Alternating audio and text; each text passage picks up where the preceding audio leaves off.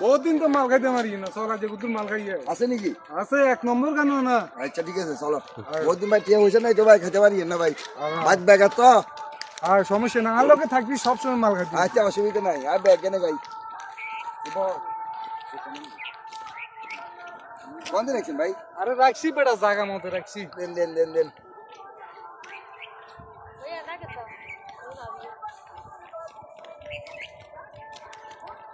দেন ঠিক আছে নিমাল।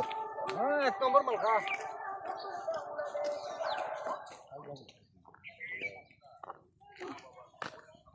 গেলে বার করি